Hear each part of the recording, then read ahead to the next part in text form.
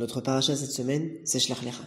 Au travers d'elle, les Bnei Israël dans le désert sont confrontés à une nouvelle épreuve, celle de l'entrée en Eretz Israël. Le peuple d'Israël est à présent sur le point d'entrer le pays qui aurait été promis à Abraham, à Yitzhak et à Yaakov, mais quelques moments plus tôt, quelque chose se passe, une tragédie. À la demande du peuple sont envoyés des explorateurs explorer le pays, représentants de chaque tribu, et pour savoir si la terre qui leur a été promise est grasse, abondante. Et aussi de savoir quel est le statut militaire des pays, des peuples qui s'y trouvent. Les Meraglim, les explorateurs, reviennent déçus de leur quête. En effet, la terre est certes abondante, mais les peuples qui y vivent sont forts, et leurs villes sont fortifiées. Ils en arrivent à la conclusion qu'ils ne pourront pas se dresser devant leurs ennemis pour prendre le contrôle de la terre, que c'est peine perdue, et qu'ils vont se faire écraser s'ils le font. Mais alors, que s'est-il passé ? Qu'est-ce qui s'est passé au peuple qui, depuis si longtemps, attend de pouvoir rentrer dans son pays ? Qu'est-ce qui lui est arrivé que, justement, au moment si attendu pour pouvoir y rentrer, le peuple maintenant tourne le dos aussi à son créateur, et finalement se retrouve donc puni, et en fin de compte, le peuple ne peut pas rentrer dans le pays jusqu'à 40 ans plus tard. Ce sera la génération suivante qui pourra rentrer à leur place. Et le peuple arrive même à un niveau de découragement qu'il est prêt à la fin même à tuer Kalev et Yehoshua, qui sont les deux seuls explorateurs qui se sont opposés à sortir qui se sont opposés à ne pas entrer dans la terre, qui eux pensaient oui que ça valait le coup. Et donc en fin de compte, le peuple ici traverse une crise. Et notre première lecture ici va être enrichie par les propos du roi Shlomo dans le livre de Michelet. Ici, on comprend que les Bnei Israël sont confrontés aussi à une difficulté, à savoir que maintenant, ils passent d'une vie où ils sont complètement suivis par Dieu dans le désert. Ils ont la manne, ils ont tout ce qu'ils ont besoin.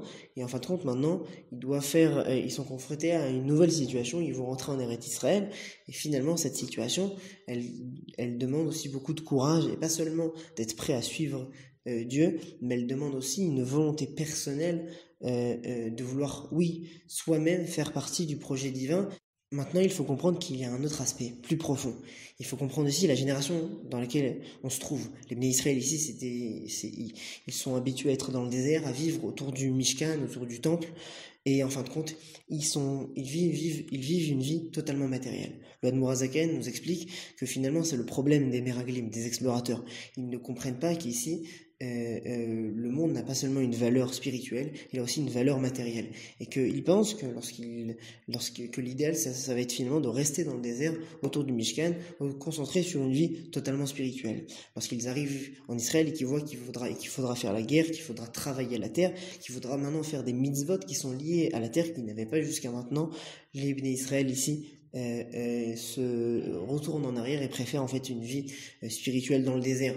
Le Admour HaZaken nous explique que finalement ils pensaient qu'ils pouvaient réaliser toutes les idées, toutes les mitzvot de la terre, toute la profondeur qui se cachait derrière la terre, ils pouvaient le réaliser de manière spirituelle. Et en fait, le problème donc de notre génération du désert, c'est donc un désintéressement du monde matériel, du monde de l'action, de la réalité, tout simplement. C'est finalement une mise en cause aussi de la création du monde, puisque le monde a été créé finalement pour qu'on réalise les grands idéaux intérieurs, les valeurs spirituelles, donc on les réalise de manière extérieure dans le monde. Et donc finalement, s'il se résume à une vie totalement spirituelle, qui n'a aucune possibilité de se réaliser même dans le monde des hommes, alors finalement, en fait, ils mettent en cause toute la création du monde.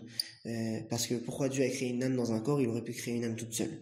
En fin de compte, on a donc on en arrive à se poser la question, et ça c'est ce que le Rabbi de Lubavitch aussi nous explique, que finalement pourquoi on fait les choses. Est-ce qu'on fait les choses ici pour se rapprocher de Dieu, ou on fait les choses parce qu'elles sont vraies? La génération du désert voulait se rapprocher de Dieu, et donc si elle rentrait dans la terre, elle allait moins avoir ce rapprochement direct, puisqu'elle devrait maintenant passer par des choses matérielles qu'il faut faire. En fin de compte, c'est les propos du Rabbi Nachman de Breslev dans son livre de l'Ikouté à la Rote, et qui va nous expliquer un autre aspect aussi, plus profond de la terre. Ici, le Rabbi Nachman nous explique que tous les plaisirs de ce monde, finalement, elles ont leur source dans un plaisir beaucoup plus élevé, un peu dans la source du plaisir qui, elle, est pure et qui, elle, est élevée. Et en fait, notre rôle dans ce monde, c'est finalement de relier les plaisirs de ce monde à cette source-là, de relier les plaisirs de ce monde à la source de ces mêmes plaisirs, à leur valeur la plus profonde. C'est finalement la possibilité de relier les plaisirs de ce monde vers leur source, la possibilité d'élever tous les aspects donc de la vie. Et en fait, les mitzvot de la terre ici, c'est donc les mitzvot de la nature.